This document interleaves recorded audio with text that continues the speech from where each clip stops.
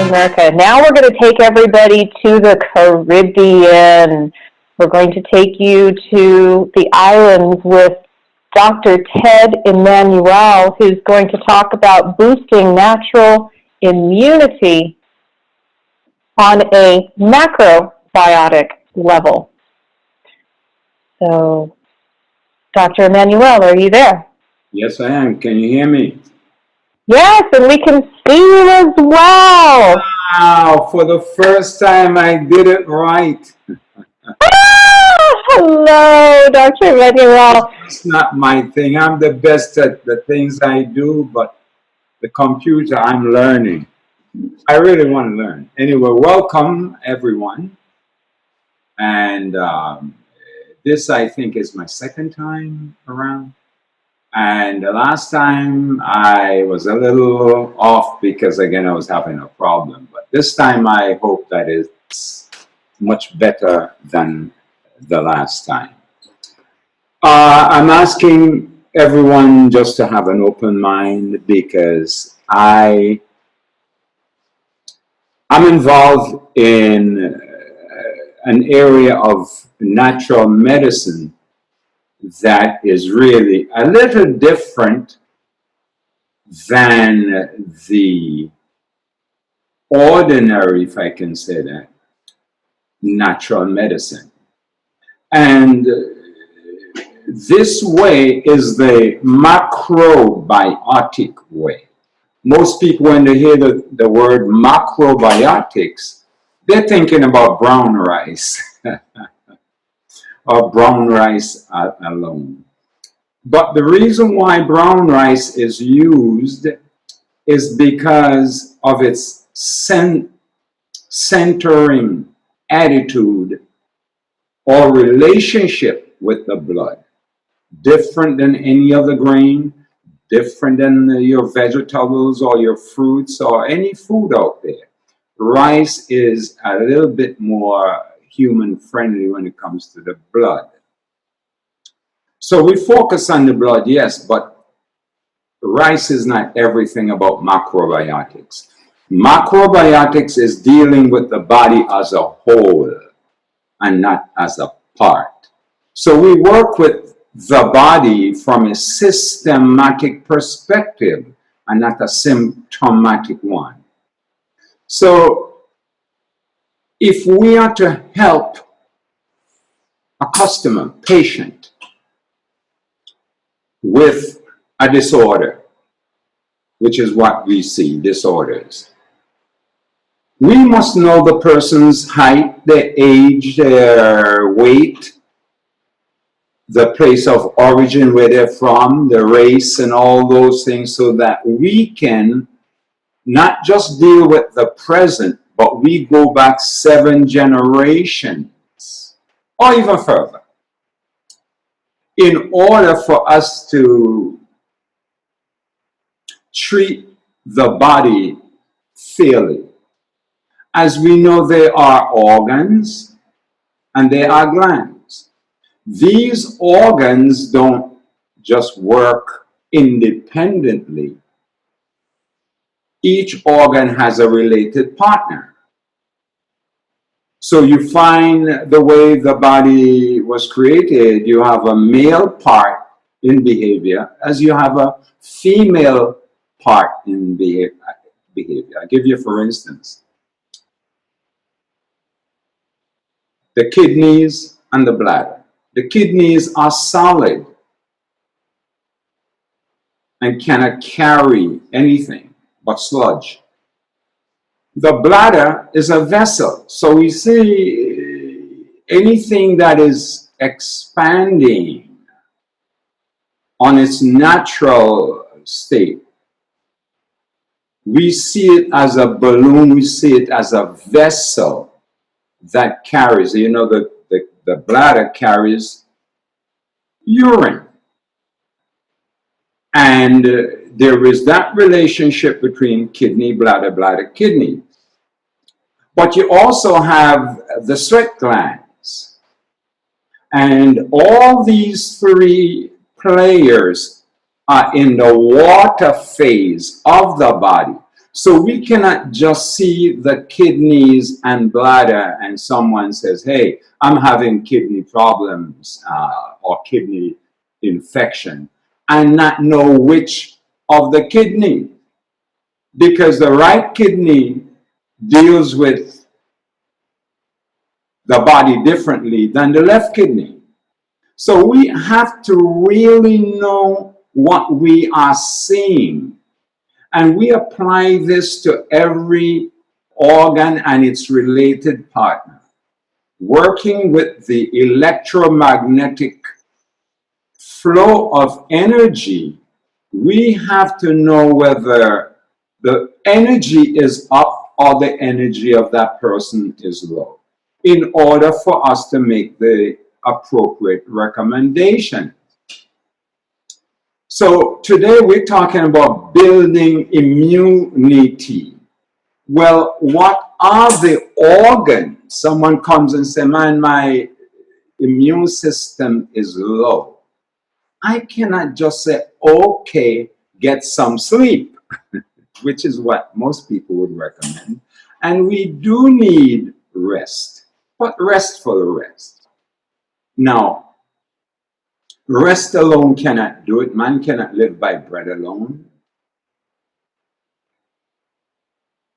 So if a person's condition is a hypoactive one, we're not going to look for food or just give them every and anything to eat, because you might give them foods that are in the hypo energy range, unless you do things to enhance it or you do things to slow it down to meet the condition that you are trying to assist, or the organs that you're trying to assist. So we must know food, as we must know the organs and know how to marry certain type of related foods to organ, rather than just saying to a person, well, this is what you like. I like spaghetti, or I like cheese. I was watching the chef a while ago. I really like the kitchen. The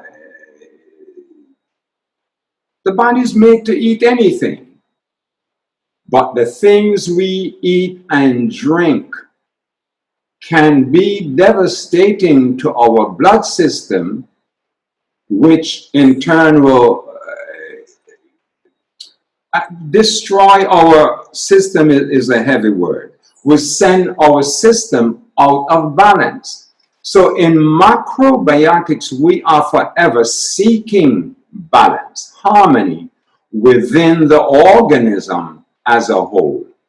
Harmony between the organ systems, harmony between the food that we select, how we prepare, and consumption is a very important part.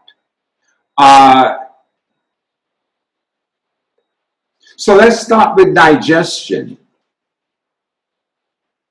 It's not just about what we like, what we were raised on, because sometimes knocking our parents, our mothers, they feed us and they try to do their very best, but sometimes they don't always know. They go from what they've been taught, handed down from mother or father, because fathers cook too, over a period of time.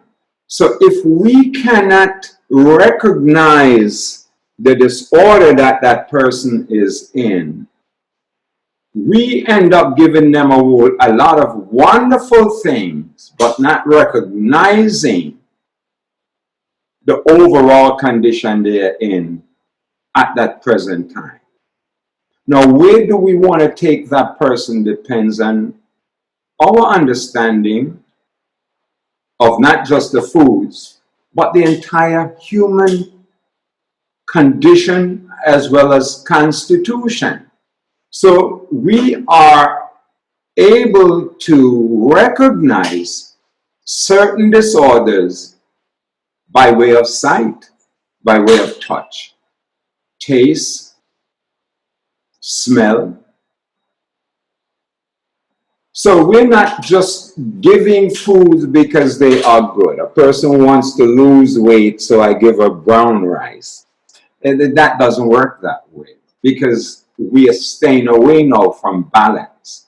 So we must understand that if this person is not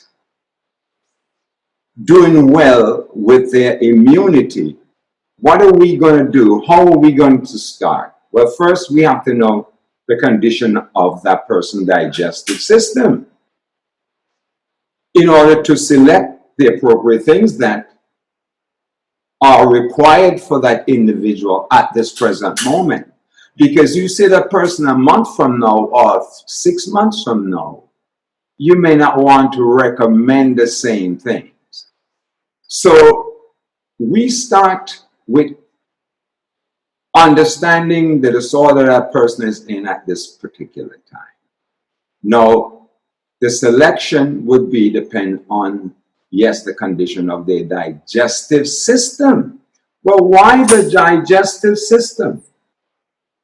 Well, the digestive system controls every organ, every gland, every cell because of its influence, negatively or positively, on the blood. It's all about the blood. It's a blood situation. If you read the Bible, for those of us who read the Bible, we know it's about the blood, red or white blood.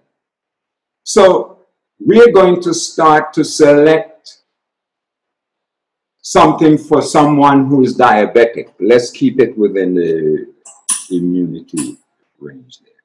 Well, we know already diabetes is an endocrine problem. Well, the endocrine system is controlled by the digestive system. So we start to select things based on that person's overall condition.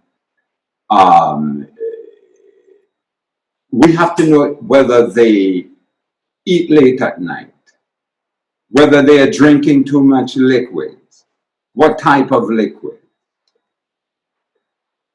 depending on what I mentioned up front, the age, their metabolic condition, the height, and so forth. So we must know where they are in order for us to assess the stomach condition. Well, we have to select the things and prepare the things in a stomach-friendly manner so that we start to repair the stomach. And why the stomach? Because the stomach correlates with the spleen and pancreas. Well, we know the spleen and the pancreas, they manufacture islets of Langerhans cells. So if you go and damage or disrupt the function of the stomach, upper chamber, lower chamber, protein or carbohydrate, you are going to create problems with the spleen and the pancreas, and it's going to throw your entire endocrine system off, starting with the adrenals. So the blood, back to the blood that we're getting from organs that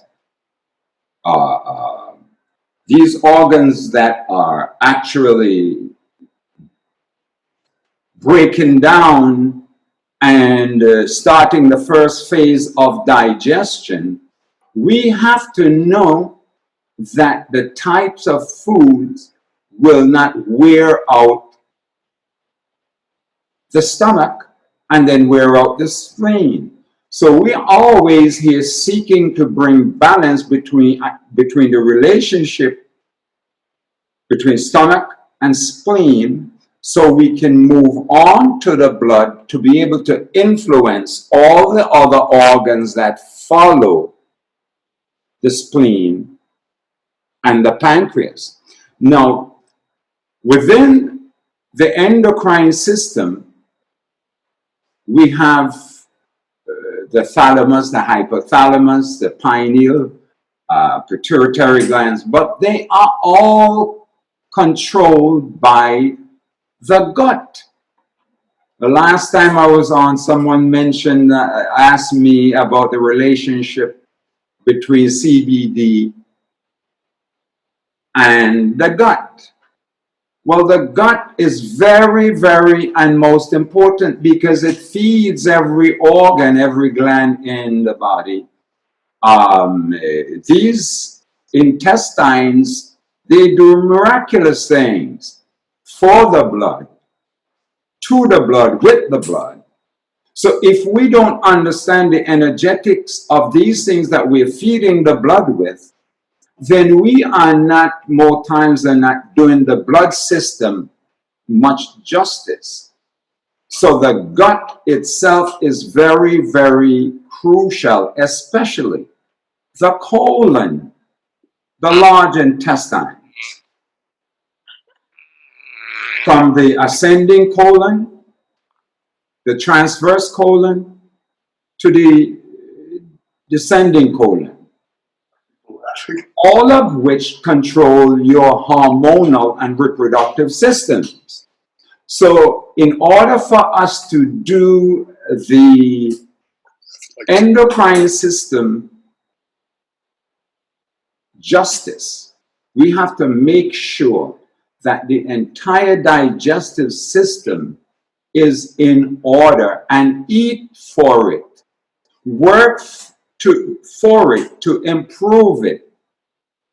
So that when we are using these fantastic things like CBD, be they oil soluble or water dissolvable, whatever they are, or the fine foods that we're eating, if our digestive system is not intact, just eating oranges for vitamin C might not be good enough. Just eating any of the vegetables may not be good enough because the engine is not in order. So we are always working to keep the entire engine in good shape by starting with selection, preparation, consumption, utilization, and dispersion. So if you're not discharging, putrefaction is going to set in and you're going to have problems. Your immune system will never do right when there is corruption in the blood. So sleep is a good tool, yes, but exercise, adequate exercise is another way to boost discharge, is another way to boost absorption, because that's another big factor. And a lot of times it comes from corrupt blood, over acidic blood, be it water acid or water acid. I'm just saying. So if we're not seeing the bigger picture here, when we talk about building immunity, we're forever climbing a hill that has no end, you know. And I see people do that too many times. They buy the products, and whichever way they administer the product, they're hoping that they are optimizing the benefit of the product. But a lot of times it goes straight to the toilet and doesn't do the body and the mind any good or much good. So exercise here we see is key, along with rest and proper balanced nourishment. Now, this depends, as I said, on the individual, because what's good for Tom might not be good for Jim. What's good for Jane might not be good for Paula, and vice versa. Children, it's another thing with children. So here we go again. It takes full understanding when we are asking people to consume or engage in various types of applications of exercises. Depends on what you're doing, be it cooking or whatever else.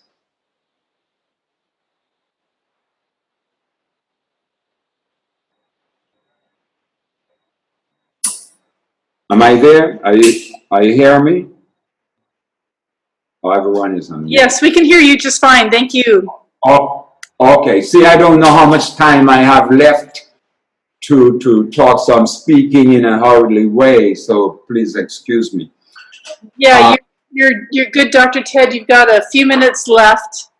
Okay. So can we use those minutes for questions, or we have additional for questions? Absolutely, or if you'd like to, you're welcome to continue speaking. I would like to go ahead and... We do have some questions. I would take the questions in coin.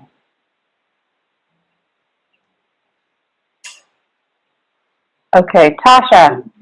Continue. Go ahead. There she is. Yeah. Hi, Dr. Emanuel. How are you? I'm fantastic, praise God. I'm not sure if I can have my video.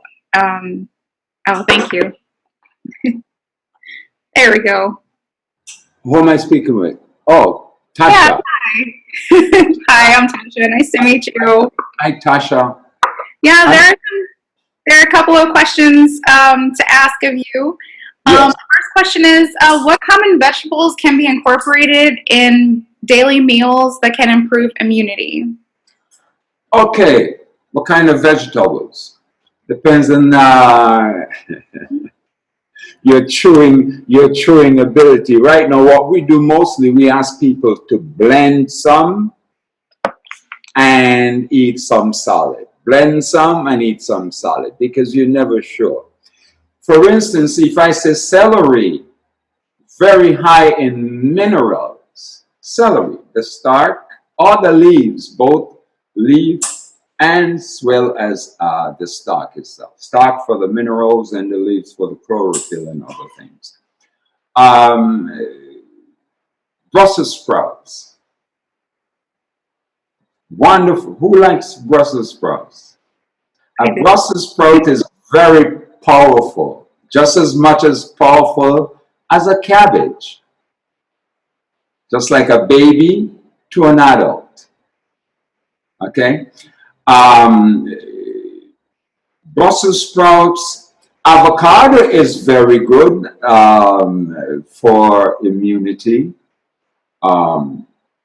Cabbage, if you're using cabbage, it depends on who's using the cabbage, because cabbage is more a gaseous food, you know, and we use that with caution, even though it's a wonderful source of... Because we know what can happen with cabbage, right? Exactly. Yeah. So if we Can't have a talk without this with you, Dr. Ted.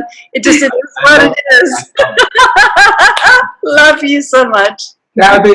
cabbage is very good, and there's so many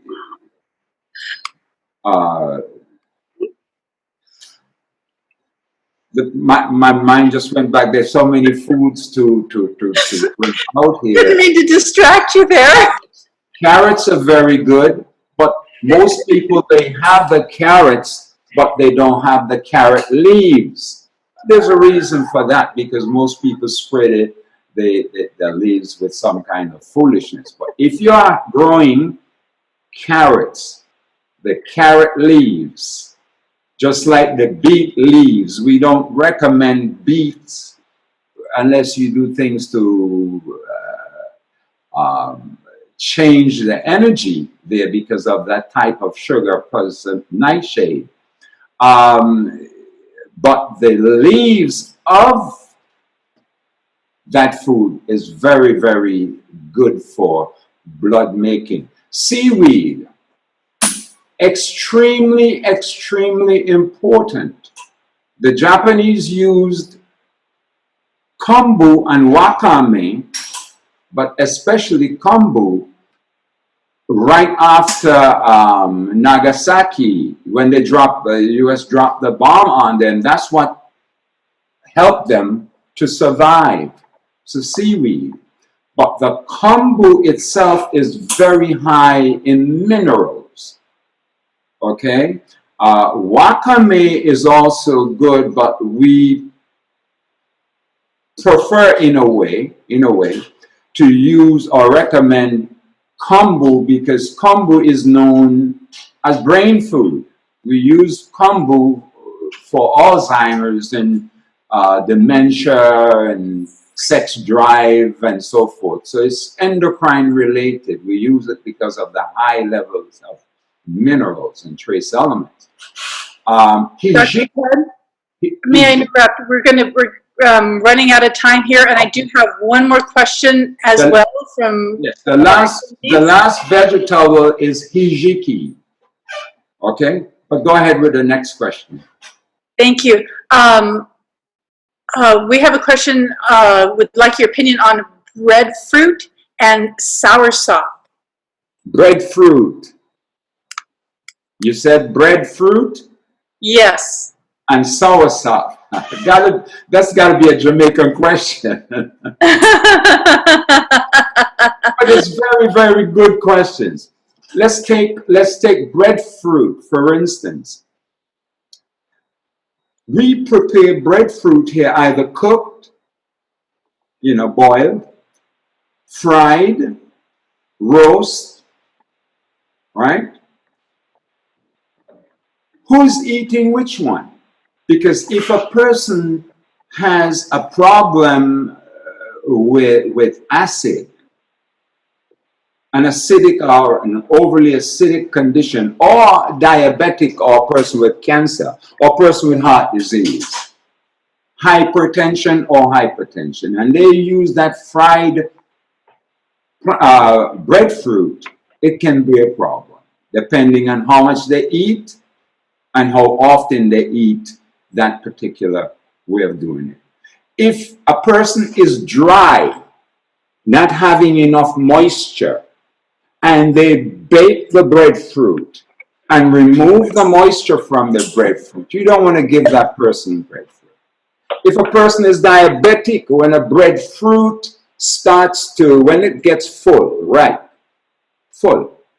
after a while it gets soft, and it carries a lot of sugar. That type of sugar, seeing that breadfruit also is an expansive energy, right?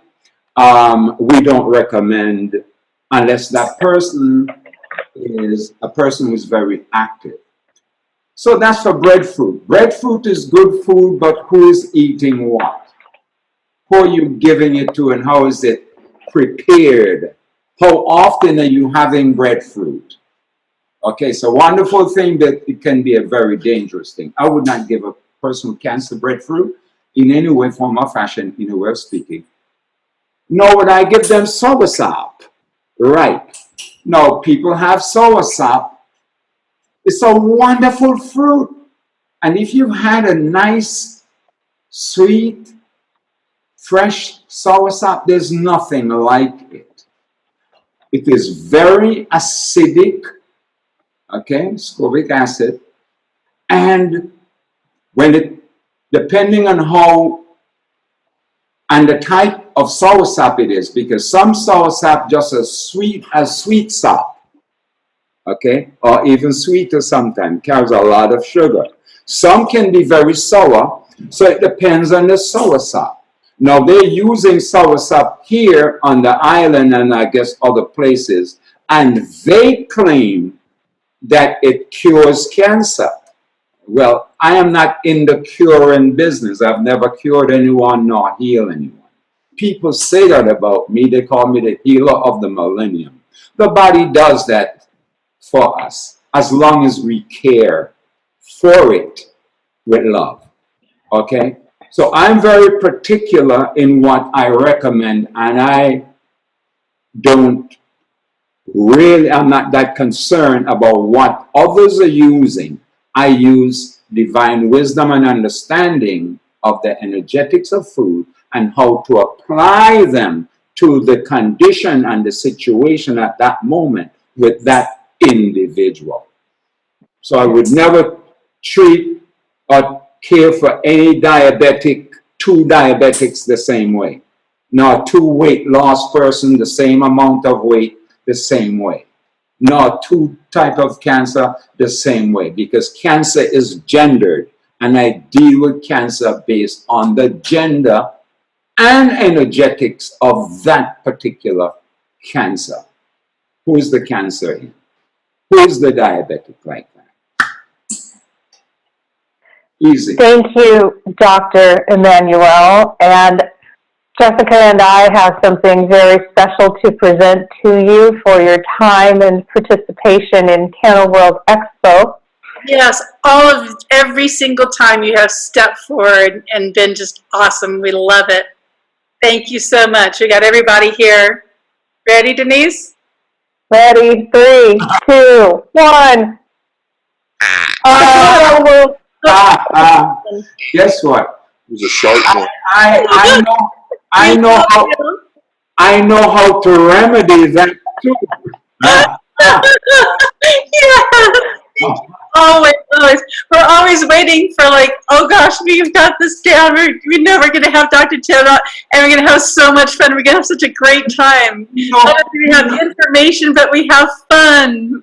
That's right. That's why I like it. Thank you so much.